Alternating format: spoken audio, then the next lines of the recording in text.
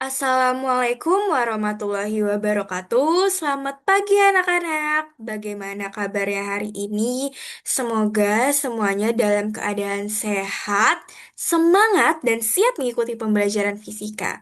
Perkenalkan, nama saya Marsha Putri Megania dari Program Studi Pendidikan Fisika Universitas Negeri Jakarta. Pada pertemuan kali ini, kita akan mempelajari materi hukum Newton tentang gerak. Khususnya bagaimana hukum-hukum tersebut dapat menjelaskan berbagai peristiwa yang sering kita temui dalam kehidupan sehari-hari. Oleh karena itu, selama pembelajaran berlangsung, saya harap kalian dapat memperhatikan dengan baik dan jangan ragu untuk berpikir kritis ketika saya memberikan beberapa pertanyaan nantinya. Sebelum kita memulai pembelajaran, marilah kita berdoa terlebih dahulu menurut agama dan kepercayaan masing-masing agar pembelajaran hari ini berjalan dengan lancar. Berdoa dimulai.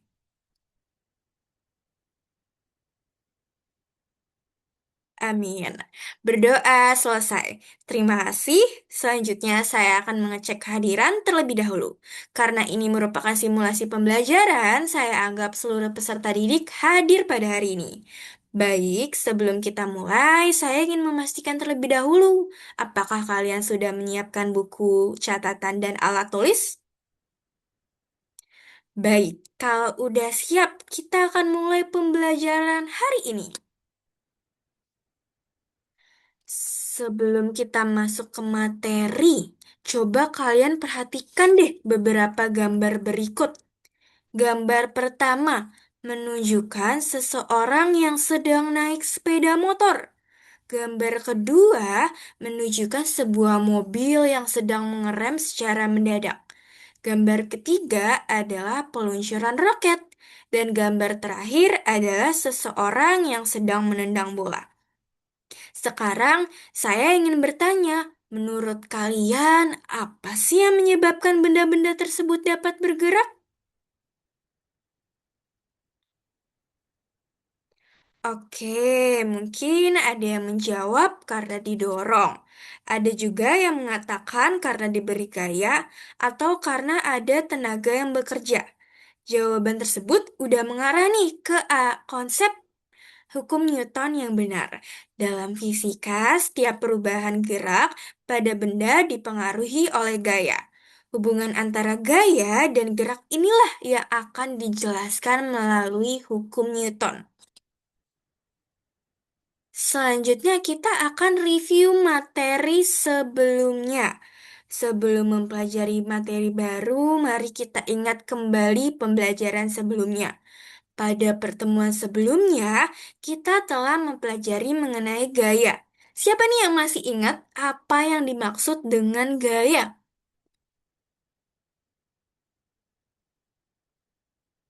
Betul, gaya merupakan talikan atau dorongan yang dapat menyebabkan suatu benda mengalami perubahan gerak maupun perubahan bentuk. Kita juga telah mempelajari beberapa jenis gaya, seperti gaya gravitasi, gaya gesek, gaya normal, gaya pegas, dan gaya otot.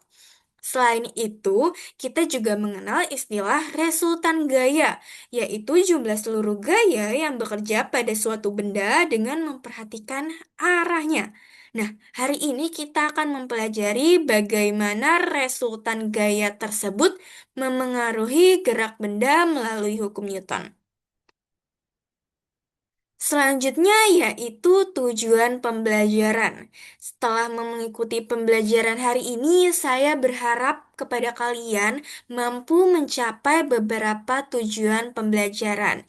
Yang pertama, kalian mampu menjelaskan bunyi hukum pertama, kedua, dan ketiga. Yang kedua, kalian mampu menganalisis contoh penerapan. Dan yang terakhir, kalian mampu menyelesaikan soal sederhana yang berkaitan dengan hukum Newton. Oleh karena itu, selama pembelajaran berlangsung, perhatikan setiap konsep yang akan kita bahas, karena semuanya saling berkaitan. Selanjutnya ada peta konsep. Agar pembelajaran kita lebih terarah, mari kita lihat peta konsep berikut. Pembelajaran hari ini diawali dengan memahami konsep gaya sebagai penyebab terjadinya perubahan gerak pada suatu benda. Setelah itu, kita akan membahas resultan gaya, yaitu gabungan semua gaya yang bekerja pada benda.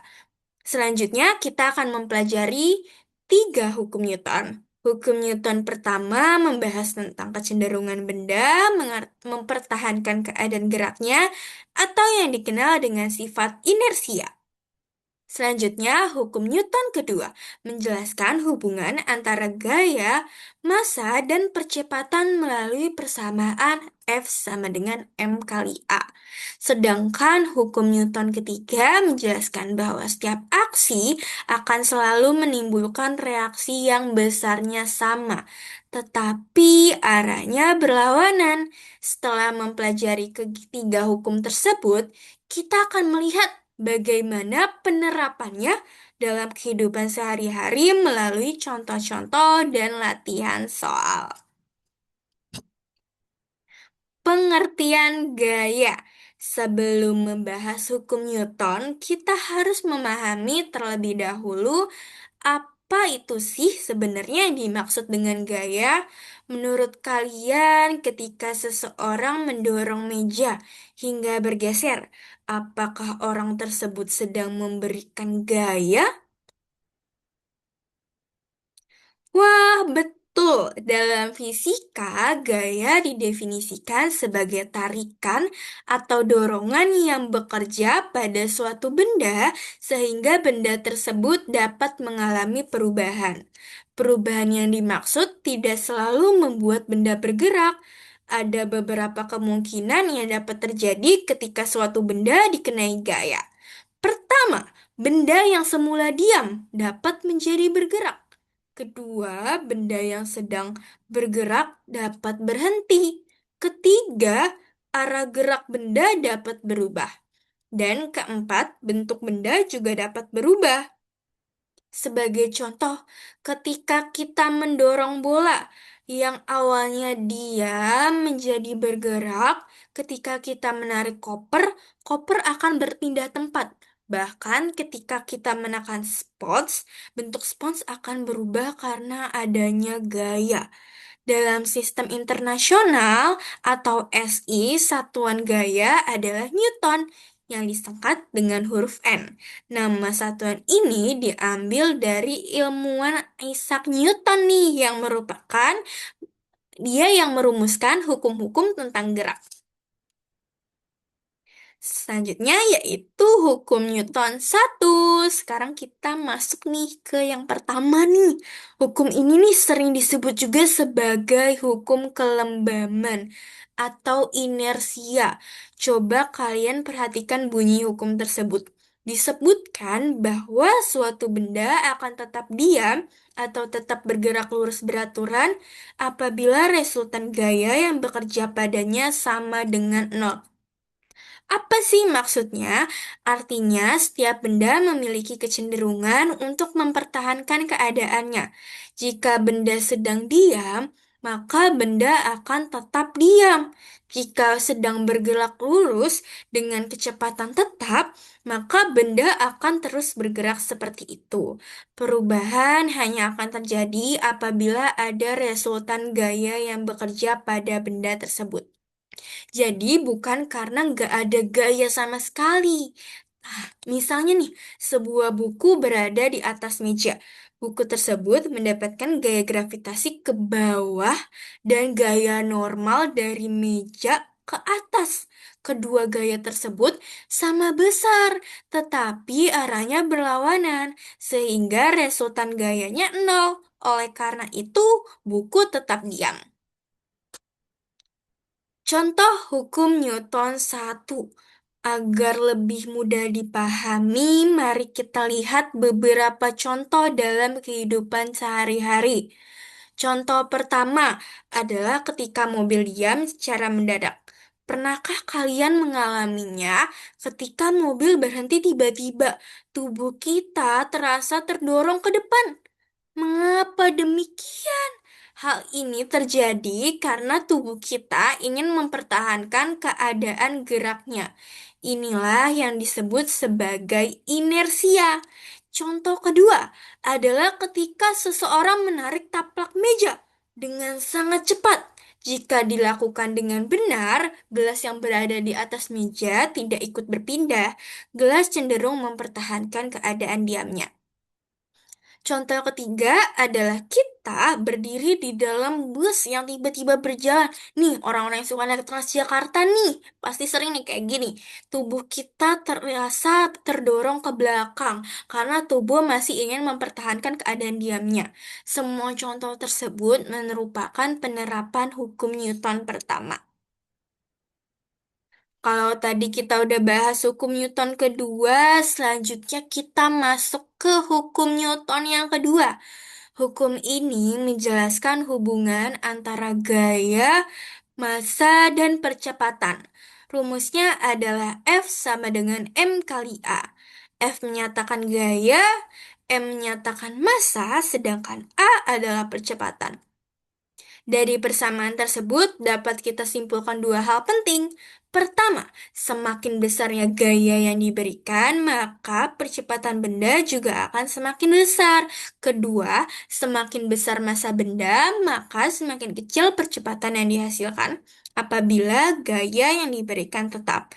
Sebagai contoh nih, saya udah kasih dua gambar. Coba dibayangin kalian lagi dorong sebuah sepeda dan sebuah mobil dengan tenaga yang sama. Mana sih yang lebih mudah bergerak? Tentu aja dong sepeda. Hal ini karena massa sepeda jauh lebih kecil dibandingkan massa mobil. Jadi diperlukan gaya yang lebih besar untuk mempercepat benda yang massanya lebih besar. Supaya kalian lebih mantep nih, buat lebih paham. Saya kasih contoh soal deh mengenai soal hukum Newton 2. Hmm, Sekarang coba kalian kerja. Kita itu coba ngerjain satu contoh soal. Diketahui sebuah benda memiliki massa 5 kilogram dan diberikan gaya sebesar 20 Newton yang dinyatakan adalah percepatannya. Langkah pertama kita tulisin dulu nih apa yang diketahui. Masanya itu kan udah diketahui nih sama dengan 5 kilogram. Gaya sama dengan 20 Newton. Selanjutnya kita tuliskan apa yang ditanyakan yaitu percepatan. Karena kita menggunakan hukum Newton kedua, maka kita gunakan rumus F sama dengan M kali A. Agar memperoleh nilai percepatan, kita ubah rumusnya menjadi A sama dengan F dibagi M. Kemudian kita substitusikan deh nilainya. A sama dengan 20 dibagi 5, hasilnya adalah 4 meter per sekon kuadrat. Jadi percepatan benda tersebut adalah 4 meter per sekon kuadrat. Dari contoh ini, dapat kita lihat bahwa semakin besar gaya yang diberikan, maka semakin besar pula percepatannya. Tadi saya udah kasih contoh soal. Sekarang coba ini ada soal latihan bersama. Jadi sekarang giliran kalian mencoba. Jadi perhatikan soal berikut. Sebuah benda bermassa 2 kilogram didorong dengan gaya sebesar 10 Newton. Berapakah percepatannya? Silakan coba kalian kerjakan terlebih dahulu menggunakan rumus yang baru aja kita pelajari. Saya berikan waktu beberapa detik ya.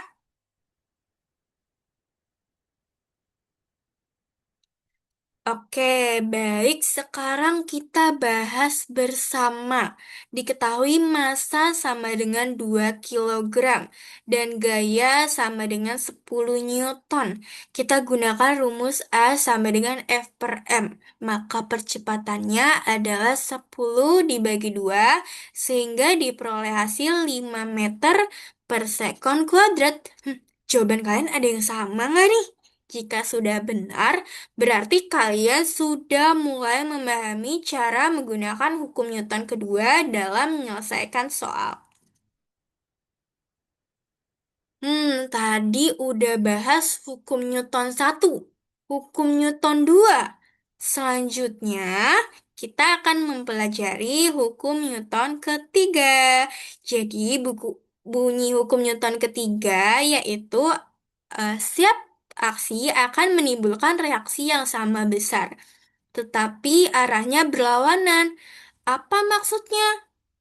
Maksudnya itu ketika suatu benda memberikan gaya kepada benda lain, maka benda kedua juga akan memberikan gaya kembali kepada benda pertama. Kedua gaya tersebut memiliki besar yang sama, tetapi arahnya berlawanan.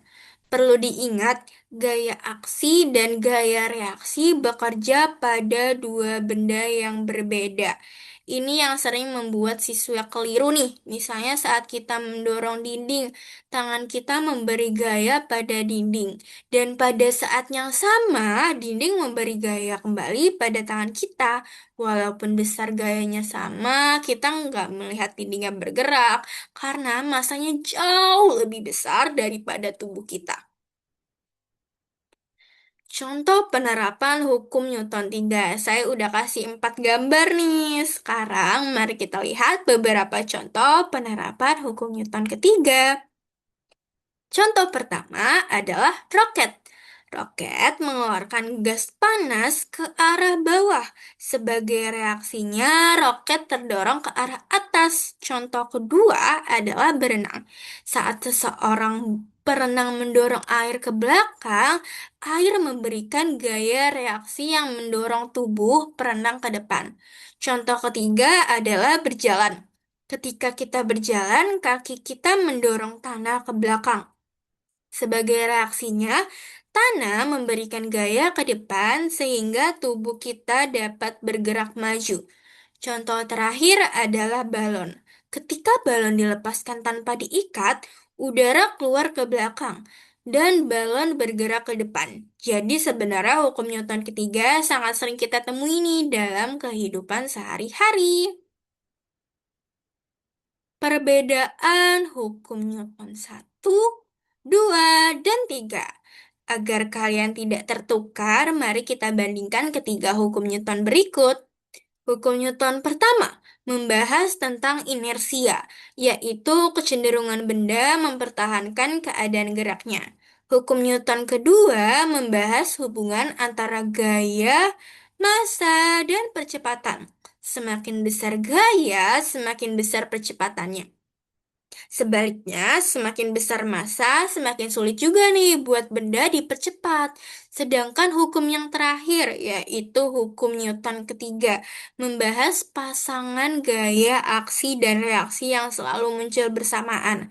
Jadi, walaupun sama-sama membahas gaya, fokus dari masing-masing hukum itu tetap berbeda, teman-teman. Dengan memahami perbedaannya, kalian akan lebih mudah menentukan hukum mana yang digunakan saat mengerjakan soal. Wah, selanjutnya ada latihan dan asesmen.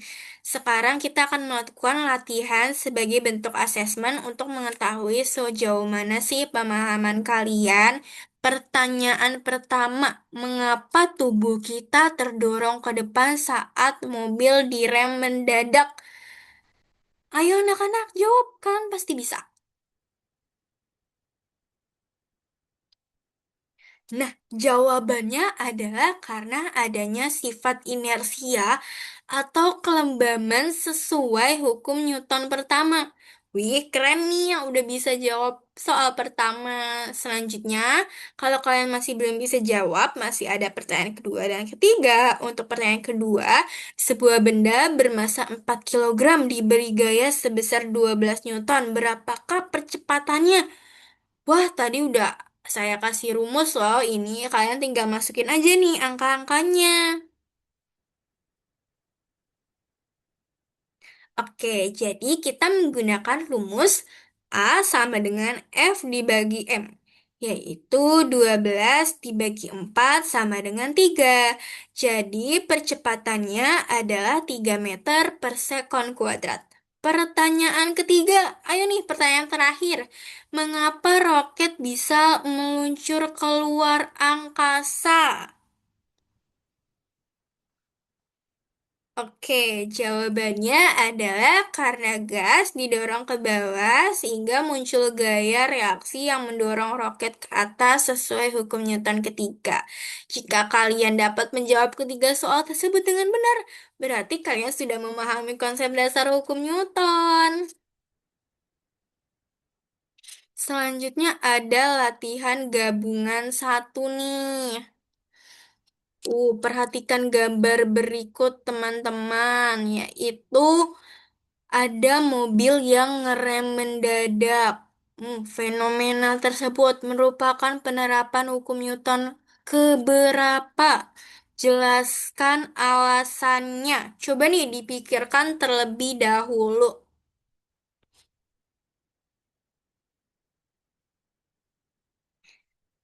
Wah, baik. Ada yang benar nih. Jawabannya adalah hukum Newton satu. Kenapa demikian?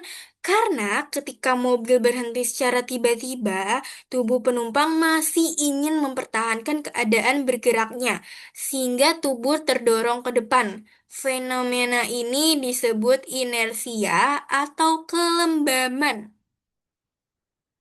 Uh, Masih ada latihan gabungan dua nih. Sekarang kita akan mencoba soal yang sedikit lebih menantang. Diketahui sebuah benda memiliki massa 10 kilogram dan diberikan gaya 50 Newton. Pertanyaan pertama, berapa percepatannya? Ayo kerjain dulu nomor pertama. Rumusnya masih sama nih kayak soal yang sebelum-sebelumnya tuh.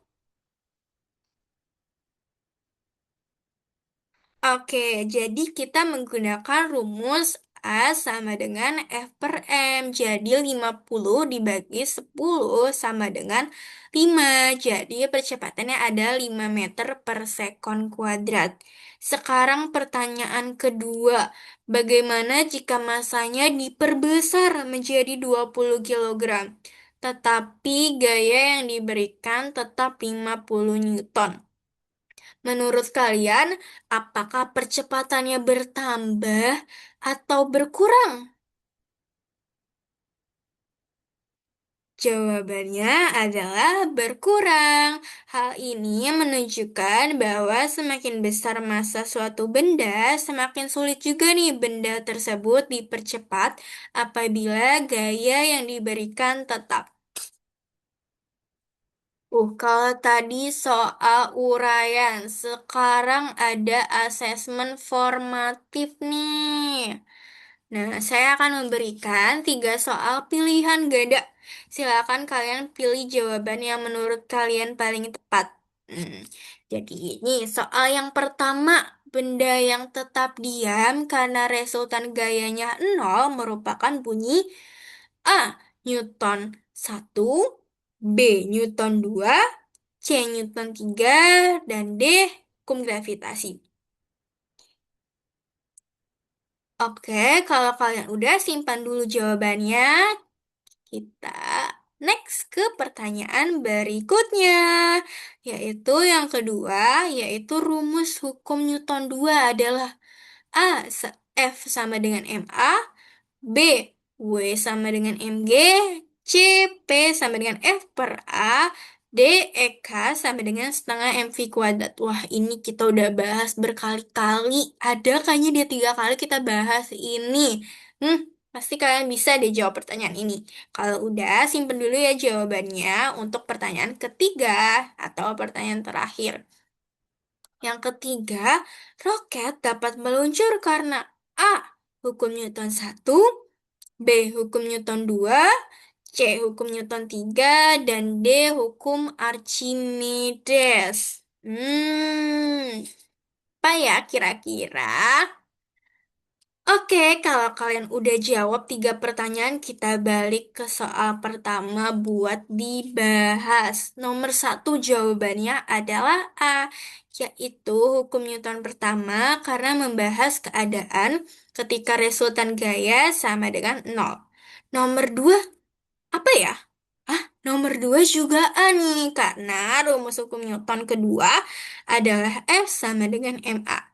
Nomor 3 jawabannya adalah C, yaitu hukum Newton ketiga.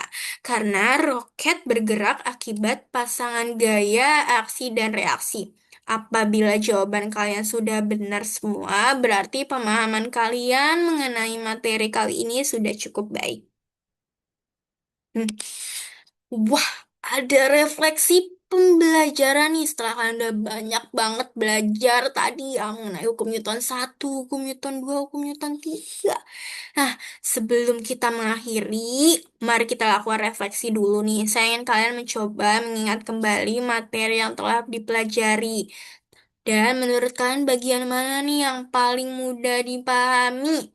Apakah hukum Newton pertama, kedua, atau ketiga? Kemudian pikirkan juga apakah masih ada materi yang menurut kalian membingungkan. Dengan melakukan refleksi seperti ini, kita dapat mengetahui bagian mana yang perlu dipelajari kembali. Selanjutnya ada penugasan mudah aja nih anak-anak, cuma dua. Kita mencari apa nih sebagai tindak lanjut pembelajaran.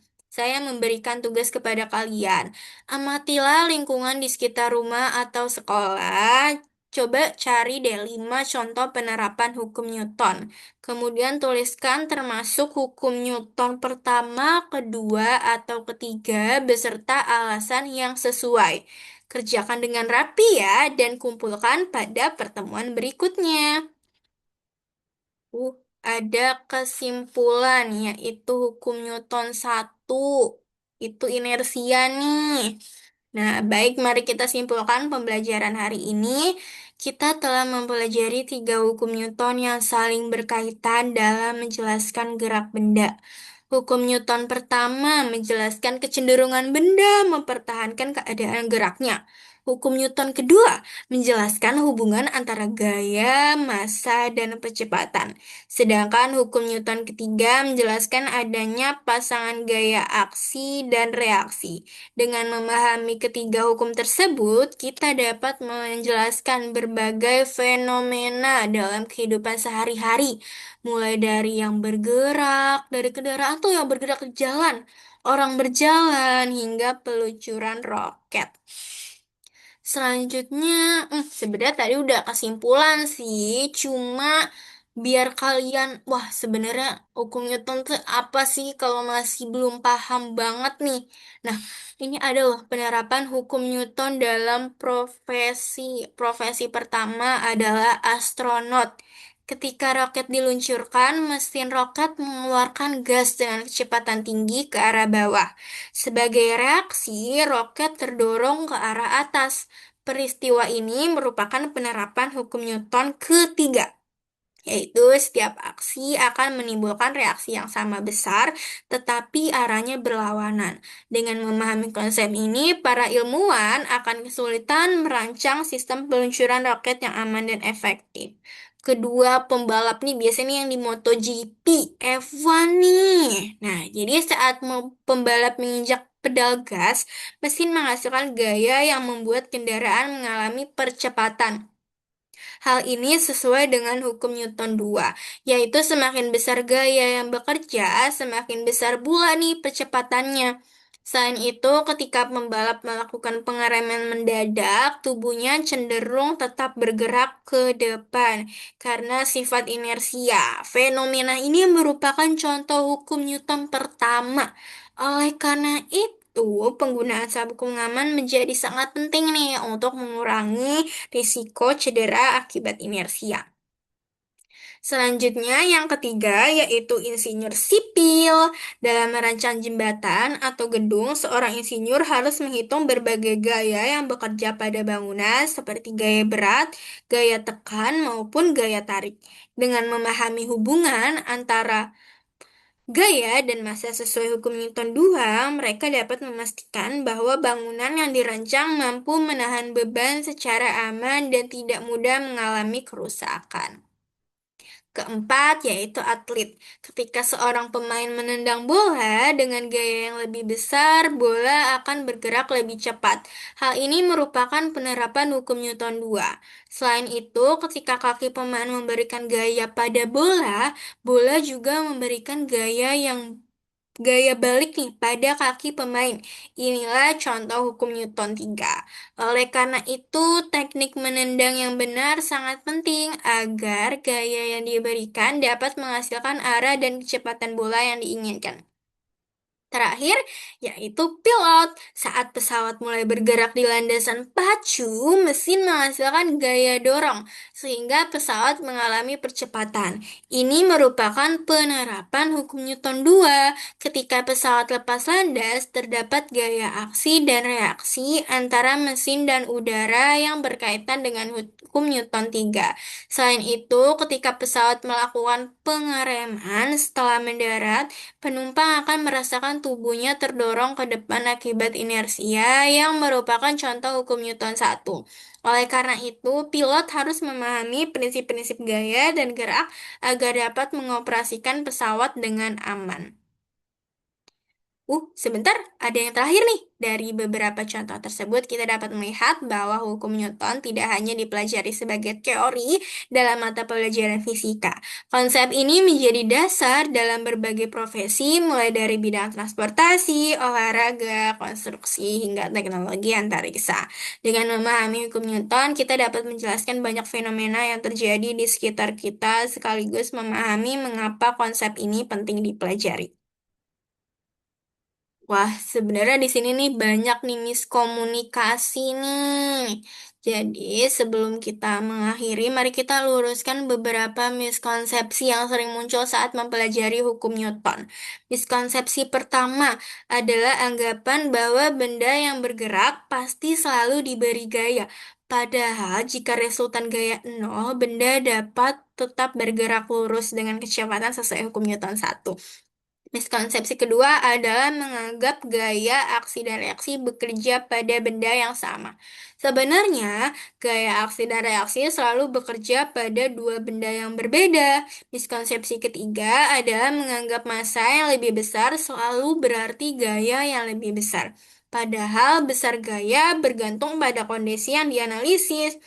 Massa yang besar hanya membuat benda lebih sulit dipercepat jika gaya yang diberikan tetap. Selanjutnya ada permainan tebak hukumnya. Tebak hukumnya. Yang pertama ada mobil direm mendadak. Dua, balon dilepaskan. Ketiga, troli berjalan penuh lebih sulit didorong. Empat, orang berjalan. Jadi, peristiwa pertama ini adalah hukum Newton 1 karena berkaitan dengan inersia. Kalau yang kedua adalah hukum Newton 2. Hukum Newton 3 deh. Karena udara yang keluar menghasilkan gaya reaksi yang mendorong balon. Selanjutnya, yang ketiga, peristiwa ketiga ini, nah ini baru nih hukum Newton kedua, karena massa memengaruhi percepatan. Selanjutnya, peristiwa terakhir, yaitu masuk ke hukum Newton ketiga, karena memberikan gaya ke depan sehingga kita bergerak. Selanjutnya ada manfaat belajar hukum Newton, anak-anak. Yang pertama, kalian bisa memahami cara kerja kendaraan, memahami keselamatan berkendara. Ketiga, membantu perkembangan teknologi, menjadi dasar ilmu teknik dan sains. Dan yang terakhir, menjelaskan berbagai fenomena alam. Udah di penghujung nih. Udah di penghujung materi hukum Newton nih anak-anak. Menurut kalian nih mudah atau gampang? Mudah atau gampang? Sama ya, mudah atau gampang. Mudah atau sulit? Seharusnya gampang sih, karena penjelasannya udah sedetail itu dan semudah itu, dan penerapannya dapat diterapkan di sehari-hari. Udah banyak jadi tadi yang dari motor tadi, kita jalan, itu kan apa yang kita lakukan selama sehari-hari. Jadi anak-anak, saya berharap setelah pembelajaran hari ini, kalian gak lagi nih memandang fisika sebagai mata pelajaran yang hanya berisi rumus-rumus sulit. Justru sebaliknya, fisika mengajarkan kita untuk berpikir logis, kritis, dan mampu menjelaskan berbagai fenomena yang kita temui setiap hari. Teruslah belajar dan jangan takut mencoba anak-anak, karena setiap pertanyaan yang kalian ajukan adalah langkah awal untuk menemukan pengetahuan baru. Bye-bye, sampai jumpa di pembelajaran berikutnya.